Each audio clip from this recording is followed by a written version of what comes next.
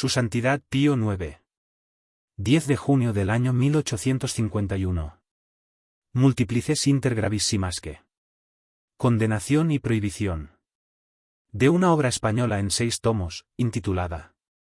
Defensa de la autoridad de los gobiernos y de los obispos contra las pretensiones de la curia romana, por Francisco de Paula Vigil. Lima 1848. Pío IX, Papa. Para perpetua memoria.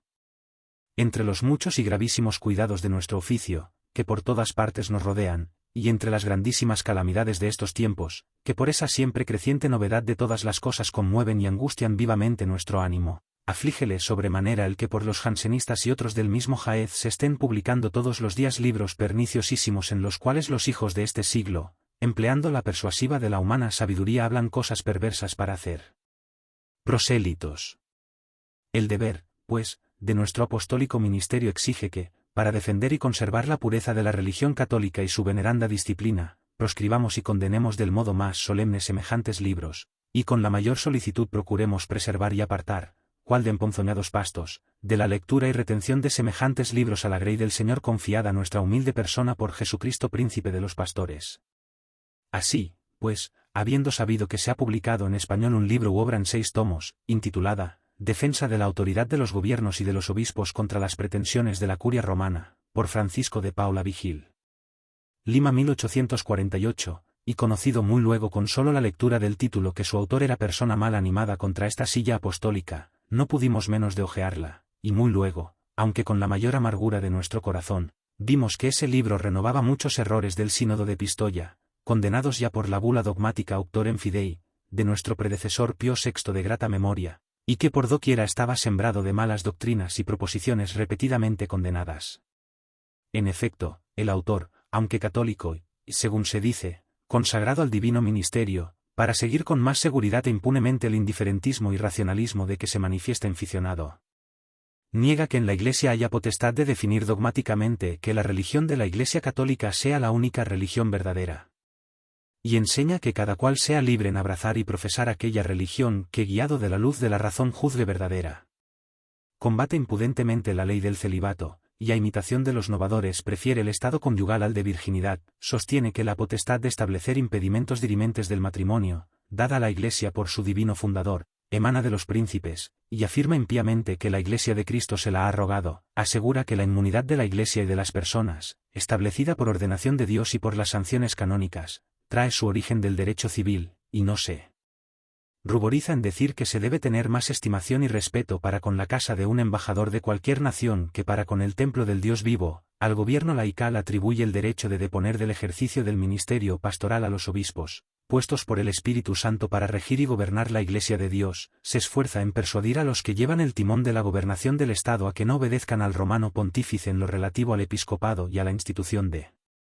los obispos, a los reyes y demás príncipes, que por el bautismo se han hecho miembros de la Iglesia, los sustrae de la jurisdicción de esta misma Iglesia, cual si fueran reyes paganos, como si los príncipes cristianos no fueran hijos y súbditos de la Iglesia en las cosas espirituales y eclesiásticas, aún más, haciendo una monstruosa mezcla de lo celestial con lo terreno, de lo sagrado con lo profano, de lo sumo con lo ínfimo. No tiene empacho en enseñar que para dirimir las cuestiones de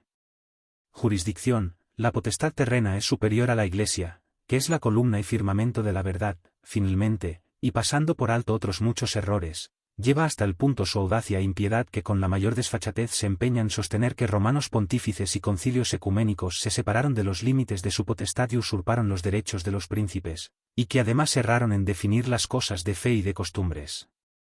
Empero, aunque cualquiera puede conocer fácilmente los muchos y graves errores que en esta obra se contienen, sin embargo, siguiendo las huellas de nuestros predecesores hemos mandado que en nuestra Congregación de Inquisición Universal se examine dicha obra, y después nos presentase su dictamen.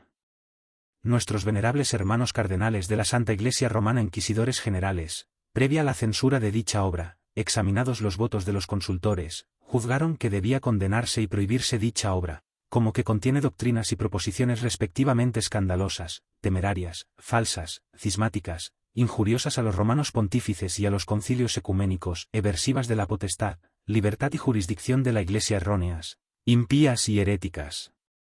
Por tanto, oída por nos su relación y pesándolo todo plena y maduramente, de acuerdo con los precitados cardenales, y también motu proprio, a ciencia cierta, y con la plenitud de la potestad apostólica, condenamos y reprobamos dicha obra, en la que se contienen doctrinas y proposiciones notadas como más arriba se dice, en todas partes y en cualquier idioma y en todas las ediciones o versiones hasta ahora impresas o que, lo que Dios no permita, se hagan en adelante, y prohibimos sea leída y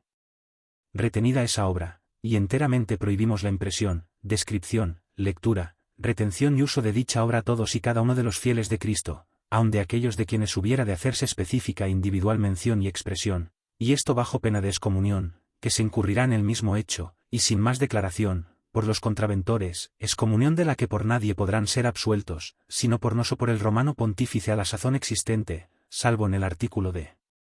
la muerte.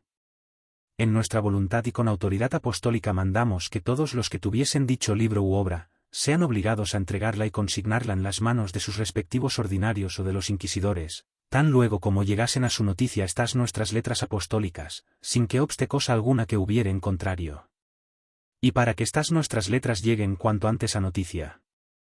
de todos, y nadie pueda alegar ignorancia, queremos y con autoridad apostólica mandamos que se fijen en las puertas de la Basílica del Príncipe de los Apóstoles, en las de la Cancelaria Apostólica y de la Curia General de Montecitorio y en la plaza del Campo de Flora en esta ciudad por alguno de nuestros cursores, y que los ejemplares allí fijados no se quiten, y que así publicadas obliguen a todos a quienes se refieren, cual si a cada uno de ellos personalmente se les intimasen y notificasen.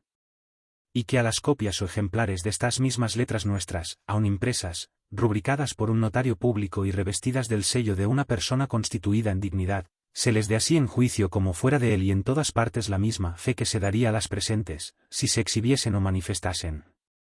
Dado en San Pedro de Roma, sellado con el anillo del pescador el día 10 de junio del año 1851, quinto de nuestro pontificado.